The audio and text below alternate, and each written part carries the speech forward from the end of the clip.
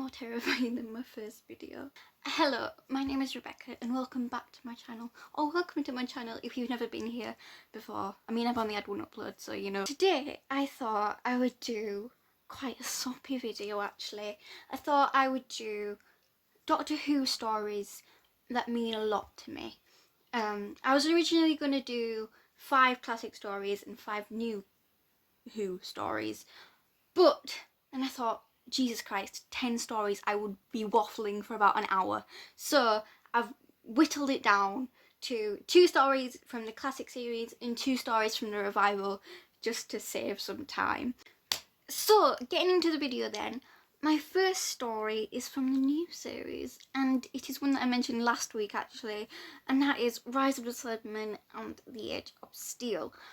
And that is because it was my first ever Doctor Who story when I was a wee nipper in 2006. Oh god, that's a long time ago, isn't it? If it wasn't for that story, I wouldn't be sat here today doing this video. I wouldn't have all the friends that I have today, and I wouldn't be surrounded by all this Doctor Who stuff that I just have everywhere. This is definitely one of my favourite stories of the revival. I think it's a brilliant Cyberman story. I think it's probably the strongest Cyberman story we have post 2005. I know there's World Enough in Time and the Doctor Falls, which is a brilliant story, you know, top 10 for me, I think. But I think in terms of Cyberman concept, this one is really strong. I also really love the parallel world stuff. I think that's really good way of exploring Rose's character and, you know, Jackie's character and Mickey and Pete Tyler. I love the Big Finish series that they did, Dimension Canon. That is probably my favourite Big no it isn't, Missy and the War Master. But then Dimension Canon. Sorry, just got really excited about Missy and the War Master. I love this story. I don't think I've made much sense about this story. What I'm trying to say is, it means the world to me. I love it. I've watched it too many times. But then again, it's one that I won't sit down and watch, you know, casually. It has to be on my birthday or something that I watch it because it's just that special. I do know it off by heart. It's just so fun.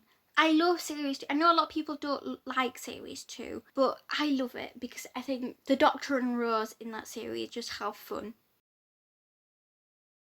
My number 2 choice, which is from the classic era of Doctor Who, is for very similar reasons actually. I started watching classic Doctor Who with Doctor Who and the Silurians. However, it wasn't that one that sucked me in good and proper. The one that sucked me in good and proper to the classic series was, in fact, The Invasion starring Patrick Troughton. The context behind this is quite strange. I'm a big League of Gentlemen fan, and my favourite actor is Rhys Shearsmith. And I watched An Adventure in Space and Time, which is written by Mark Gatiss, and if you've seen it, has Rhys Shearsmith in it as Patrick Troughton. Because I'd never seen a Patrick Troughton story before, I was like, oh my god, I need to, because my hero has played him in this thing. So I went to my dad and I was like, oh, have you got any Patrick Troughton DVDs? And he was like, I've got one. And I was like, one? Turns out my dad isn't a big fan of Patrick Troughton. In fact, he hates him, which is a person. But he had one, and that one was The Invasion. And I remember the next day, it was a Wednesday, I can really remember it. I sat down and I watched the whole 8 parts, and I was absorbed in it, which is really strange because I have such a poor attention span. And to say this was one of my first classic stories as well, it's really quite surprising that I just sat down with it and enjoyed it. It is just so enjoyable. I mean, Patrick Troughton, he's my favourite Doctor. He's just the best. He's just such a wholesome, a little bundle of joy to watch.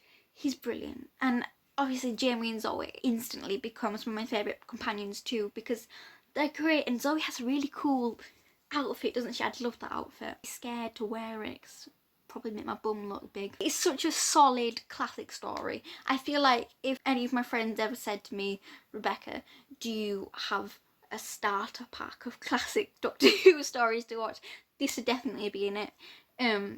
It's just brilliant. If you haven't watched it, go watch it because it's just amazing. Everything about it is great.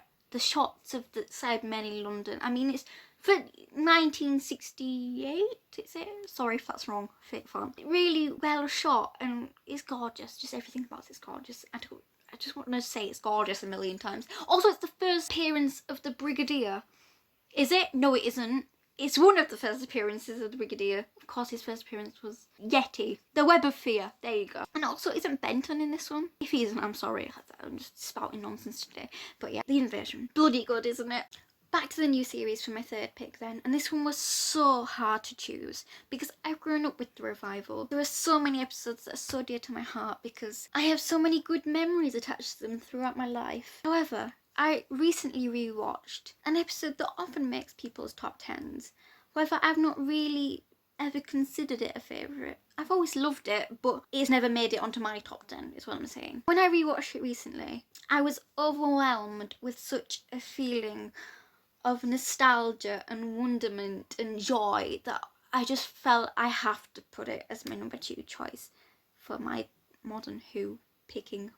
And that is the 11th Hour. And context again for this one, my little brother Harry was born in November 2009, and that was a massive turning point in my life because there's a big age gap between us, you see. So I'd been an only child for years, and then suddenly there was this new little life in my life.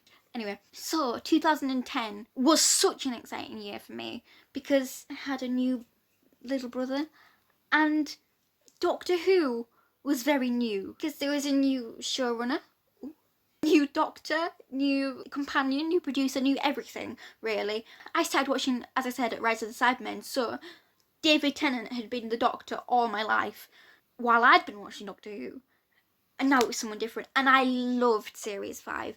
I vividly remember watching the 11th Hour and sitting down because I remember saying, "Isn't it weird, Dad?